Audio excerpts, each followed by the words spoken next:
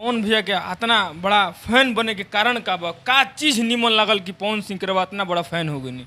जैसे south film के promotion होखेला, सब आर्टिस्ट मिल के करेला लोग, ऐसे भोजपुरी में भी होता।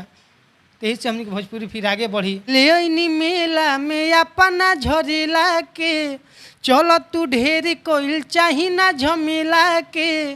फिर लगी के लाइन रहे कि पर साल जैसे फिर पछताई बुना, जब ले पवन सिंह के फिल्म देखाई बुना। एक करे जा घरे हम जाई बुना, हर हर गंगे फिल्मिया देखाई बुना। एक करे जा घरे हम जाई बुना। अच्छा, लगातार अभी पवन सिंह और ज्योति सिंह के तलाक प्रकरण के मामला जौन चलता, ओह विषय पर अब का कहल चाहब? केहू के घर उजड़ता, केहू मजाक लूटता, मजाक बनौले बालोगवा, होने दुगो दिल टूटता। केहू के घर उजड़ता,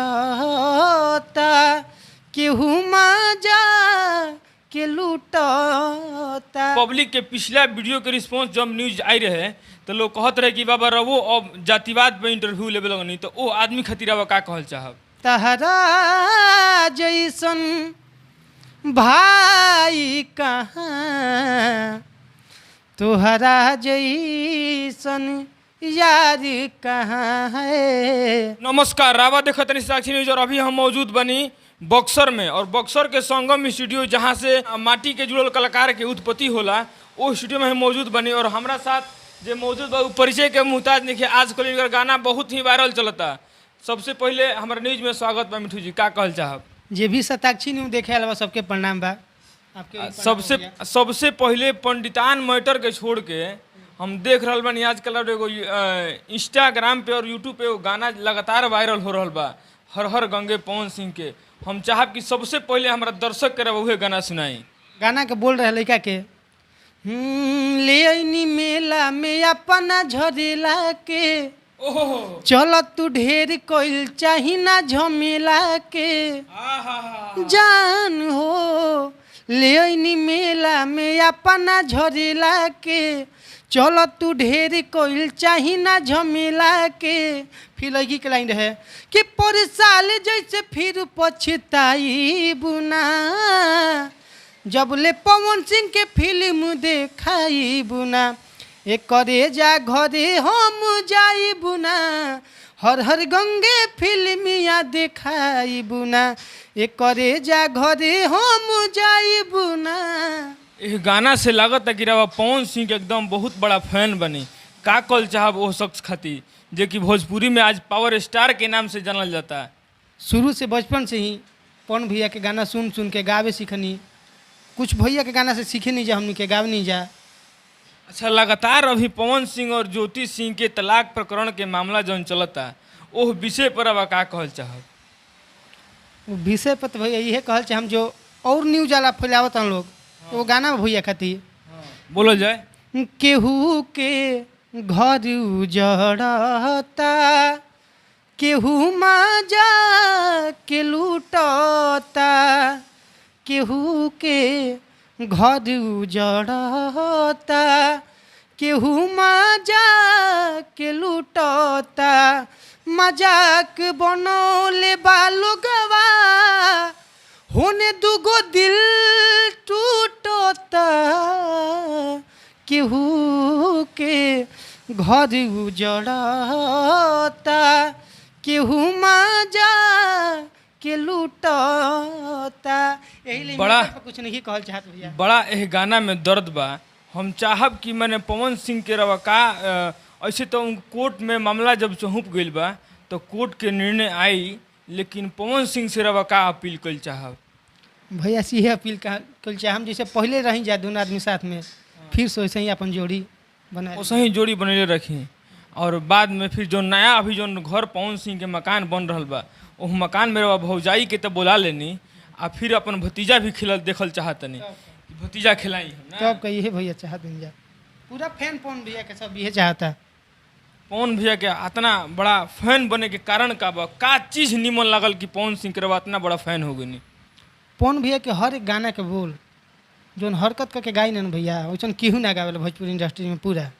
तो का बुझाता पंडितान मैटर छोड़ देवे के बा का?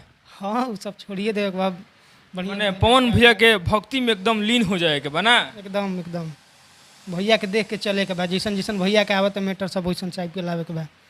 वही टाइप के मैटर लेके आवे के बा? कहीं उहे मैटर नहीं लेके आवे के? ना ना उहे नहीं खेला के मत वैसने सोच में बढ़िया कुछ लेके चले के बा, जैसन भैया साफ सुथरा लेके चले लन, ना जातिवाद ना कुछ, बस वैसन टाइप में। कहीं भैयों के तो लोग बहुत सारा न्यूज वाला चाहे बहुत लोग बोलता कि भैयों कबो कबो फुहर गाना गावे ले। अभी एगो पटना में न्यूज वायरल हो रहा हमें कहते खेसारी लाल ट्रेंडिंग स्टार हैं, हमेशा ट्रेंडिंग स्टार रहेंगे, लेकिन पवन सिंह का पूरा गाना अश्लील आता है, खेसारी लाल का अश्लील नहीं आता। उस विषय पे क्या बोलना चाहिएगा आप? कौन बोल दिया कि पवन भैया का गाना अश्लील आता है? तो मैंने उन लोगों से क्या कहना चाहिएगा जो लोग बोल रहे हैं कि पवन सिंह का गाना अश्लील आ रहा है, अश्लील गाए हैं? उन लोगों ने पहले पूछ लेने जाकर देख ले गाना सर्च करके कि भैया के गाना कैसन आइल बा कैसन नहीं आइल। सोचेला तो कुछ भी सोच ली कि गाना में हई खराबी भई बा, लेकिन बढ़िया भी सोचल जाला। जेकर सोच खराब रही खराब सोची। अभी पवन सिंह के एगो इवेंट शो रहा है, वो इवेंट शो में संघर्ष 2 के वहाँ के प्रमोट कैनी है और खेसारी लाल जी भी हर हर गंगे के प्रमोट कैनी है। जौना तरीका से रावा भी प्रमोट करतनी हर हर गंगे के, का कहल चाहब वो शख्स के जौना शख्स के बीच में बहुत दिन से विवाद चलत आवत रहा। बाकी रवि किशन भैया के जौन बर्थडे आयल वो यादगार हो गई कि भोजपुरी के 2 गो कलाकार एक साथ ही मिल गए। जब दोनों भाई एक संगे मिल के काम करिहन जा तो भोजपुरी इंडस्ट्री और आगे बढ़ी, और आपस में लड़ाई करी तो का हुई?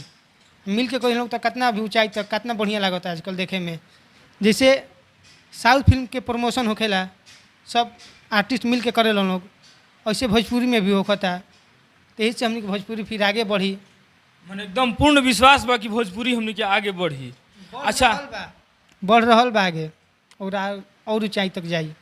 अच्छा हम चाहब कि पिछला बार जौन पंडितान मैटर आवत रहे, हम चाहब कि एगो पंडितान मैटर छोड़ दिया जाए पब्लिक के बीच में, ताकि पब्लिक के पिछला वीडियो के रिस्पांस जब न्यूज आई रहे तो लोग कहत रहे कि बाबा रवो अब जातिवाद पे इंटरव्यू लेवे लगनी, तो वो आदमी खातिर अब का कहल चाहब?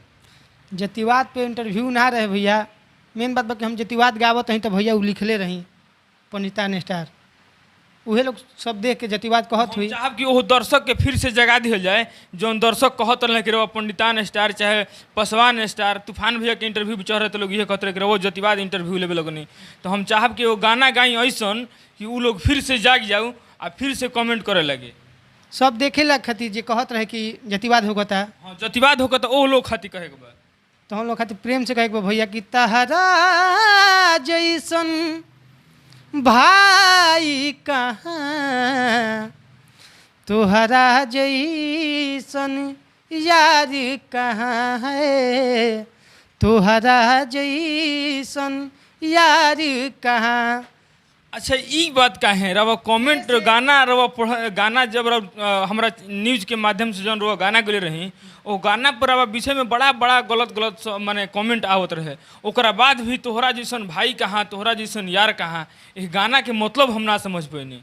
ये सुनी तो हम लोग के समझ में आई कि हम तेकरा के गरियावत रही, बाकी ई आजू हमरा से प्यार करता ना तब का तो सोच में हम लोग के बुझाई कि हमार सोच का बा लड़किया का सोच का बा।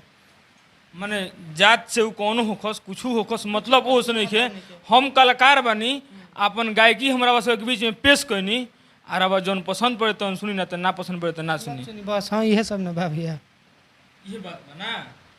तो हमारा साथ मौजूद रहनी हाँ पंडितान स्टार के नाम से जानल जानी मिठू दुबे जी, और हमारा साथ यहाँ के मौजूद रहनी है बक्सर स्टूडियो में हम इंटरव्यू लेते रहनी है संगम स्टूडियो।